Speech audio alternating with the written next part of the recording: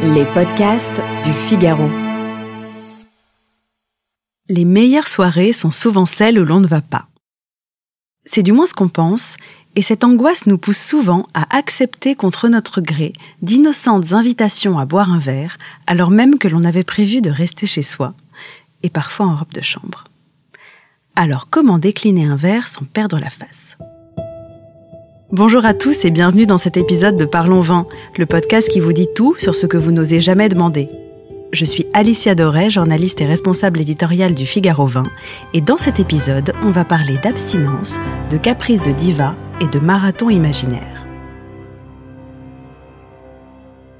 Connue sous l'acronyme anglo-saxon FOMO, Fear of Missing Out, la peur de rater un événement où l'on se serait prétendument amusé encore davantage que d'ordinaire, forcément, est aujourd'hui ce qui nous force parfois à participer à la fête sans en avoir une envie dévorante. Alors il peut s'agir d'un simple verre entre collègues, d'un apéritif en terrasse, d'un dîner ou d'un anniversaire. En fait, peu importe. Ce sont autant d'occasions au cours desquelles il va être difficile de refuser de boire, ne serait-ce qu'un tout petit peu. Et ce refus risque hélas de vous être reproché parce qu'il va être interprété comme une dérobade, un désaveu, voire un non-respect des conventions. Alors avant toute chose, pourquoi est-il si difficile de refuser un verre ? Nous avons tous été témoins de cet instant de gêne qui suit généralement un « je ne bois pas ce soir », lancé plus ou moins timidement par un invité avant d'ouvrir la première bouteille ou de passer commande au serveur. Tout à coup, la présence de cet énergumène abstinent va vous sembler aussi extravagante que celle d'un parfait inconnu que vous auriez retrouvé en train de picorer le buffet en se dandinant à votre propre mariage. On le sait, boissons et célébrations sont pour beaucoup parfaitement indissociables et trinquer à l'eau minérale est encore vu comme un outrage à la bienséance. Pourtant, que l'on soit ou non un joyeux drill, il arrive à chacun de vouloir s'accorder une petite pause. Mais justifié ou non, ce rejet momentané des agapes liquides sera vu comme un caprice de diva ou même un désir de dissimulation et par conséquent le symptôme d'un état problématique. Alors la prochaine fois que ça vous arrive, comment refuser un verre sans perdre la face ? En attendant une souhaitable évolution des mœurs, plusieurs excuses peuvent vous permettre de décliner un verre sans passer pour un peine à jouir. Si vous êtes connu pour votre penchant hypocondriaque, l'argument médicamenteux force généralement le respect.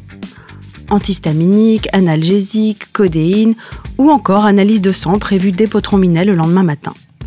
Voilà qui devrait vous permettre de vous en sortir à bon compte. Mais là encore, il vous faudra faire preuve d'un certain talent pour la comédie et feindre le coup de mou ou la céphalée de façon assez convaincante pour ne pas attirer les soupçons. Une autre parade peut consister à justifier son abstinence en contre-coup des excès de la veille. Un « je me suis pas mouché du coude hier soir » présente le double avantage de vous faire passer pour un incorrigible bon vivant sans avoir à feindre un état de faiblesse et de prouver à votre entourage que vous êtes parfaitement capable de rédemption. Les hyperactifs ascendants fanfarons ont aussi une carte à jouer. Par l'entremise d'un ambitieux, il me reste quelques dossiers à boucler en rentrant. Il y a fort à parier que certains mettront un point d'honneur à vous en dissuader, souvent à grand renfort de « tu travailles trop », « l'inspiration vient en buvant » ou encore « oh bah c'est pas un petit verre qui… » etc.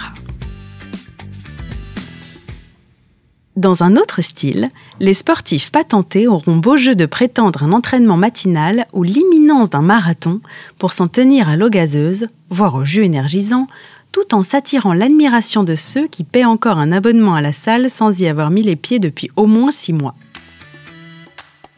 Enfin, l'une des plus efficaces reste l'excuse du conducteur.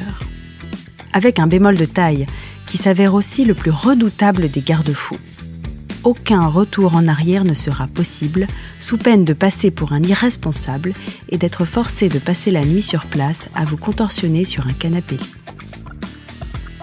Ultime conseil, tout comme il importe de pointer la dangerosité des mauvais mélanges, il va falloir éviter de cumuler plusieurs des excuses précédemment évoquées lors d'une seule et même soirée.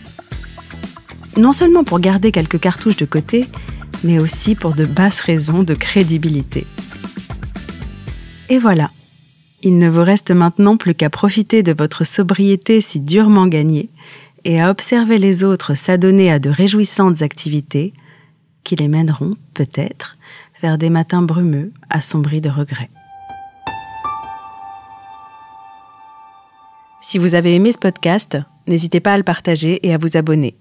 Vous pouvez le retrouver sur le site du Figaro, Apple Podcast, Spotify, Deezer et toutes les applications.